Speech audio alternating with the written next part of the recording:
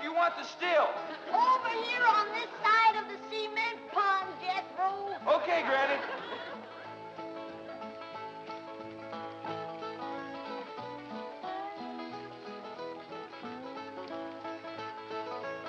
Come on, come on. We's waiting.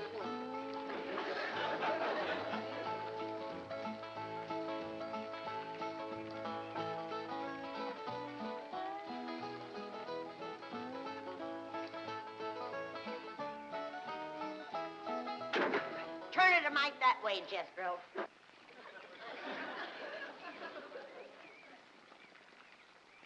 Only one bad thing about putting you still here, Granny.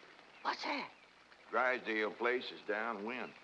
The smell of your corn liquor or brewing is going to drive poor Miss Drysdale right out of her mind. She's a drinking woman. How do you know, Uncle Jed? Well, he kind of let it slip out. Remember when we was unloading this from the truck? Yeah? He says to me, what's that? And I said, that's a still for making corn liquor. He turned kind of white and trembly, and he says, oh, please don't ever let my wife see that. I reckon she just can't leave the stuff alone.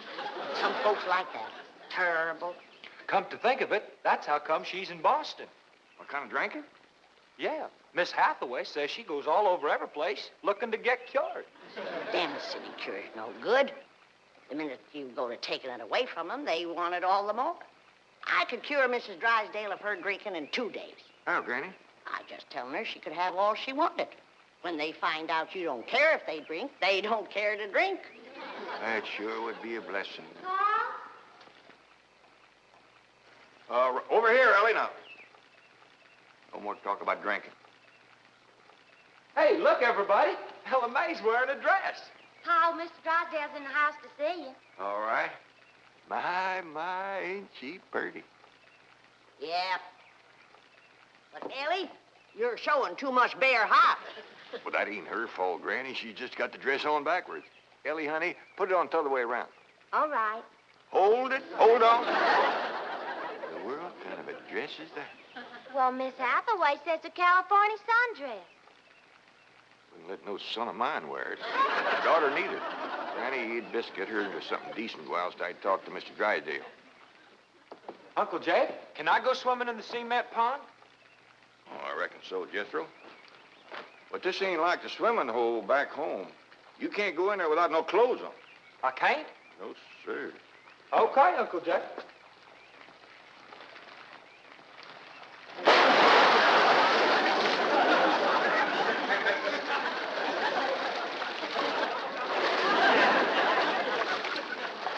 Someday I gotta have a long talk with that boy.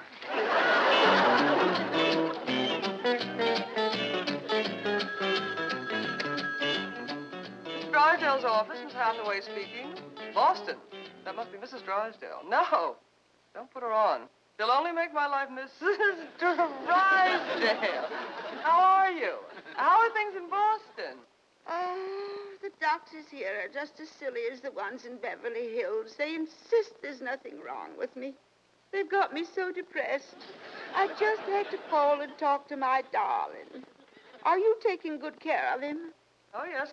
As a matter of fact, he's stretched out on the sofa right now having his nap. How sweet. Well, the moment he wakens, you take his temperature and give him some of that blue medicine. What? He's waking now? Oh, marvelous. Put him on. Tell him Mumsy wants to hear his sweet voice. Here, speak to your mumsy. He whined. Oh, he probably has a migraine. Oh, poor Rakesia, my lord. Even made a hypochondriac out of you. Any message for Mr. Drysdale? Who? Oh, Melvin, my husband. Yes, well, isn't he there? No, he's up at the Clampett estate. Clampett. They bought the place next to yours just about the time you left for Boston. I don't find them listed in the first families. You tell Milburn not to mingle with them socially until I've had a genealogical check run on them. We don't want riffraff living under our very noses. for pain. One swaller. Don't open near fire. I'll be right in, Mr. Drysdale. Thank you, Elly May. Granny, this is quite an array of medicines you have here. Yep, them's all the remedies I made myself. I wish you'd make something to help my wife. She's a terrible hypochondriac. Oh, What's a hypochondriac? Ellie, you run along now. I'll join you directly. Yeah, she goes from doctor to doctor to doctor. Well, I reckon the doctor can't help what's ailing her. Of course they can. It's psychosomatic. But she insists on prescriptions. Oh, I wish you could see our bedroom. Bottles all over the place. I plead with her. I hide the stuff. She always finds it or gets more. You think that's a lot of bottles? You should see my wife after a trip to the pharmacy. Why, she's so loaded she can hardly stagger up the stairs. Sit down, Mr. Drysdale. Set yourself. And she has a dog. A perfectly healthy poodle. Now, would you believe that she Don't tell me. laps it up just like she does? Lord, love. You're sure toting a heavy burden. Now, maybe I can help you. Now, if she was to think that every time that she was to... You can just wear that barrel till your clothes get dry. What happened to Jethro? Get too close to a skunk? He jumped in the pond with his clothes on. Mr. Drysdale, I'm sorry to kept you waiting. Did Granny tell you about her complaints about the kitchen? Jed, I'm ashamed to mention my piddling troubles to a man bowed down with the misery he's got. You know his wife.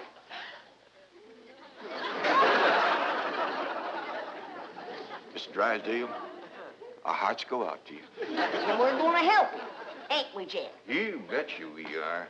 Man serves a poor purpose in this world if he can't help his neighbor. Oh, you're very kind, but I'll manage. I've been living with it for years. Have a nip, it'll brace you up. Oh, no, thank you. I never touch it. You hear that, Jed? Poor man. He's got all the trouble and none of the fun.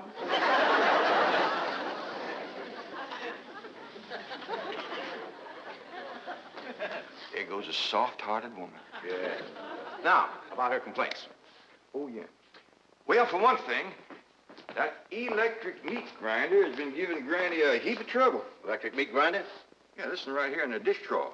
Oh, it grinds the meat all right, but then you can't find it.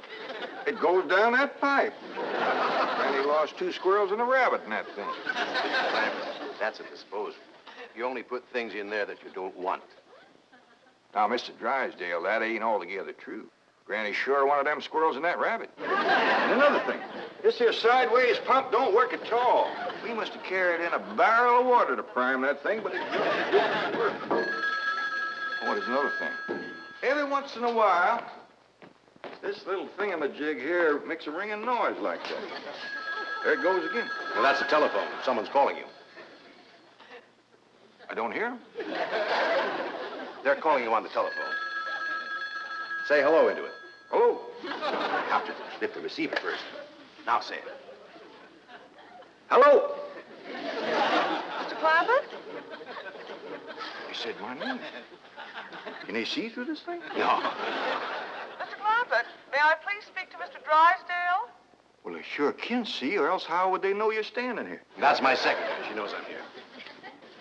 Yes, Miss Hathaway. Mr. Drysdale, I have some messages. Well, I'll be doggone. Granny! Elly May! Come look what we got! The Clampetts have just discovered the telephone. Yes, indeed. This is a marvelous invention. With this instrument, you can talk to anyone, any place in the civilized world. Can we talk to my cousin Pearl? Oh, yes, of course. Right now? Yes? Elly May, run out back and fetch Jethro. Oh, wait a minute. He might not have his clothes on yet. Oh, I'll get him. Jed, is he greening us? Can we, honest to goodness, talk to Pearl on this thing? You heard what he said. Hello, Pearl, you old rascal. What you doing back there? Hi, there ain't proud this here Dallas. Now, ladies, first, you gotta pick this thing up. Hello, Pearl, you old rascal. What you doing back there? Hi, there ain't proud this here Dallas. What's she saying? Ain't saying a word, you're just humming. She ain't even humming a tune. shut up, Pullman, and say something. Jethro will be right in. You ready to call Pearl? We've been a calling, but she just hums. Oh, that's dial tone. First, you've got to dial long distance like this. Okay. Howdy, Pearl. Hello, Pearl, you old rascal. What you doing back there? Come on there, ain't Pearl. This here's Elly. This is long distance. We know that, Pearl. Oh, I believe you have the operator. What's Pearl's number? Number? Operator. Just a moment, please. Hey, folks. Mr. Drysdale told me what y'all was up to. You can't talk to Ma on that thing. Well, look who's getting too smart for his britches. Too big for him, too. Mr. Drysdale says we can talk to her. Yeah, you think you know more than Mr. Drysdale? Well, I know Ma ain't got no telephone. Excuse me, call operator. You sure spoil things. Yeah, who asked you to butt in? I'll get it. I know what to do when it does that. Hello? Yeah, he's here. Well, for goodness sake. Well, sure. Well, howdy there, Miss Drysdale. This here is your... Margaret! Oh, how wonderful. What? Man? Oh, yes, the telephone man. Well, how are you? I'm worried, that's how I am. I'm afraid, Milburn, that you've let the wrong kind of people move in next door to us, and I'm dreadfully upset. Now, dear, you mustn't let yourself get into this condition. Control yourself. No, dear, you mustn't come home yet. No, not until we get them in shape. I mean, get you in shape. Well, you know, now we'll wait until you're cute. Milburn, I want to meet the Clampetts as soon as possible. Now, when will that be? What about Christmas? Next year. Milburn, this conversation is making less and less sense. Now, I want the truth about the Clampetts, or I'm flying home immediately. Now, Margaret, please control yourself. I don't want you flying. No, please, dear, please, stay on the ground. Dear, why don't you lie down and take a sedative? And I'll call you from the office. All right. Goodbye. I'm sorry, my wife. We understand. Well, I'll see you later. Keep your chin up. Poor man. Don't it just tear your heart out? He is so ashamed of his wife, he don't even want us to meet her. What he says, she won't be cured till Christmas of next year. You gotta help me, Granny. I still say I could cure Mrs. Drysdale in 2 days. Sure be worth a try if we could get her out here. Jed, misery loves company. And if that poor, miserable woman thought that she had a drinking friend living next door... Granny, you ain't ever down more than a thimbleful in your whole life. I know, Jed, but it'd be worth a little white lie to help a neighbor and save a marriage. But how?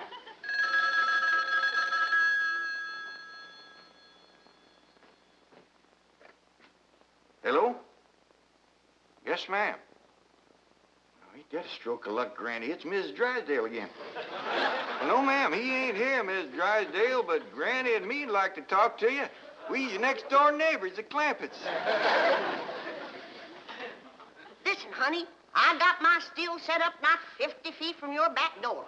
Now, you come on home, and you and me will get glassy-eyed, falling down crocked. We'll get juiced at eyeballs. How does that sound to you, honey? I don't hear nothing. Me neither. What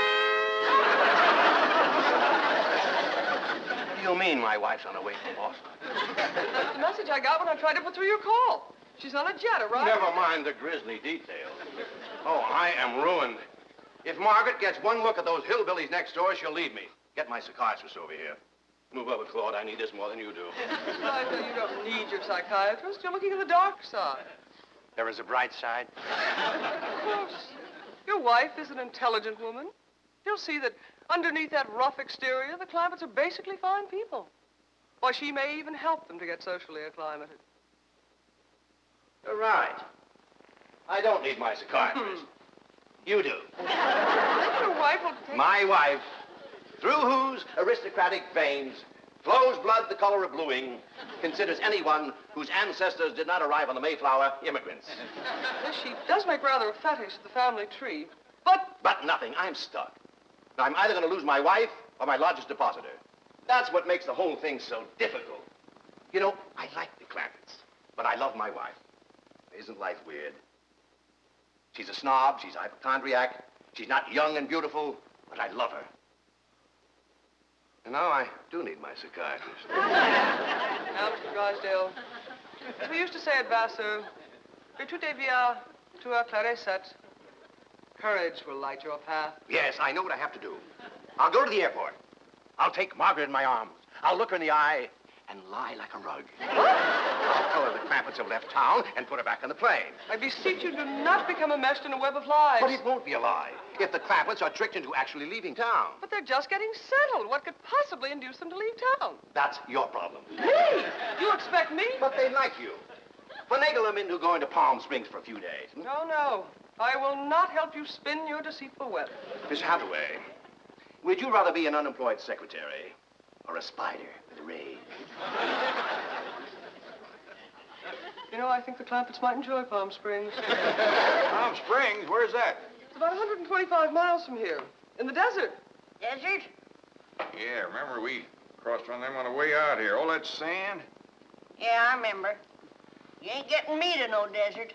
Trees were so far apart, the woodpeckers had to tote lunch. But this is different, Granny. This is a beautiful resort with lots of trees and fine hotels and swimming pools. We got a pond for swimming right here. Ellie's out swimming right now. You didn't jump in with her clothes on, did you? I don't know. Oh, surely not. She promised to wear the lovely swim ensemble I got her. Yeah, she done just like Jethro. Here she comes with the dress shrunk clear up to her. Granny! What's the matter? All her hair come out. What? It's true. Ellie lost her beautiful hair. Heaven help her, she's bald as an eagle. Elly May, take off your bathing cap. Oh, praise be. All right, but Ellie, you hadn't ought to went swimming with your clothes on and shrunk up that nice dress. This ain't a dress, is it, Miss Jane? No, dear, it's a beach jacket to wear over a bathing suit. Elly May Clampett. Cover up your nakedness, child. That's the way everyone goes swimming out here. It's perfectly proper. Well, you wouldn't catch me in nothing like that. Me neither. Mr. Clampett, how would you like for a member of your family to become Princess of Palm Springs? What? They're holding a beauty contest at the Springs this week, and someone in this very room has the face and the figure to win. When the judges see her in a bathing suit... I told you I ain't putting on no bathing suit. Believe me, Mr. Clampett, this beautiful daughter of yours can win that Palm Springs beauty contest without even trying. Can we go, Pa? I'm sorry, Elly May, but I just don't cotton to the notion of a bunch of strangers gawking at your bare limbs.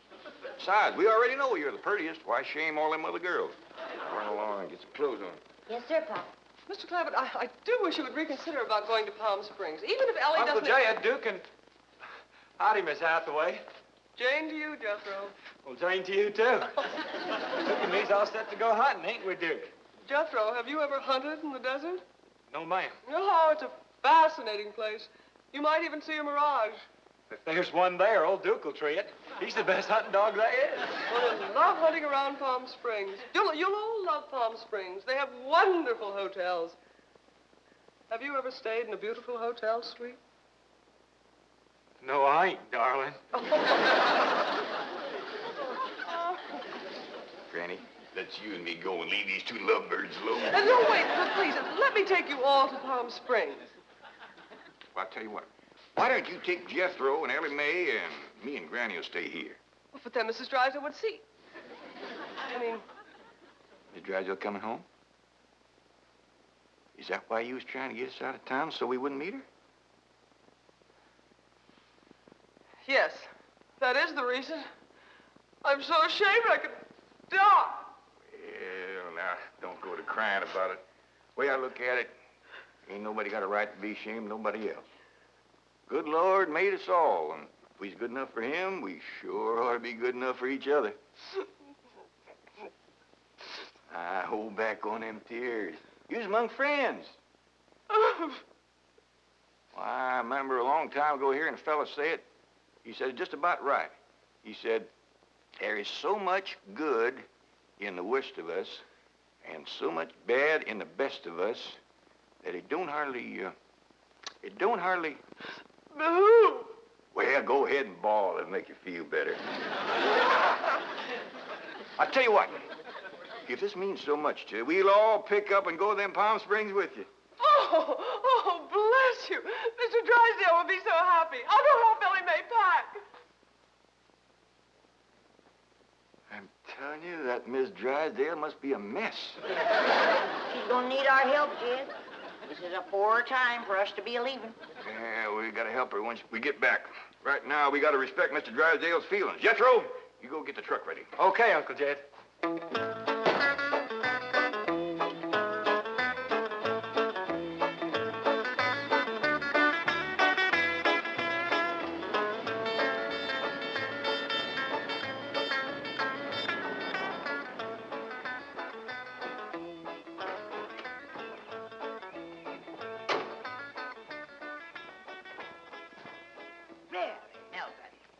The Clampetts gardener shouldn't leave his car parked in the front driveway that way.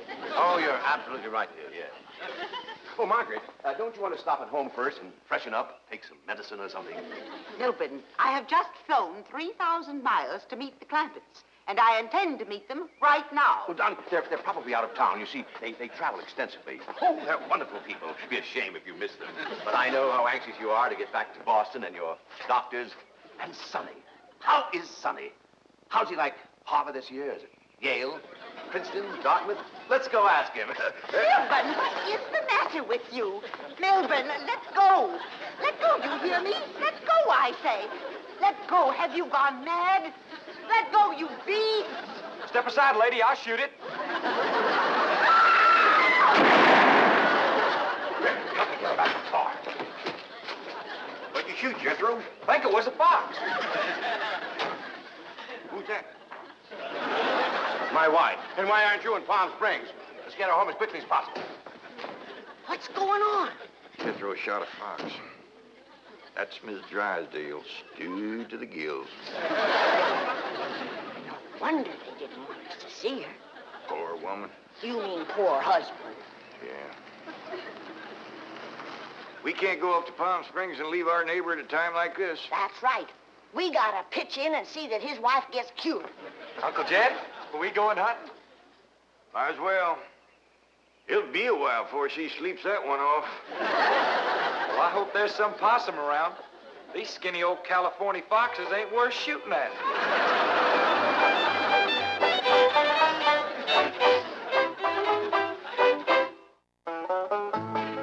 Oh, you all come back now. Here.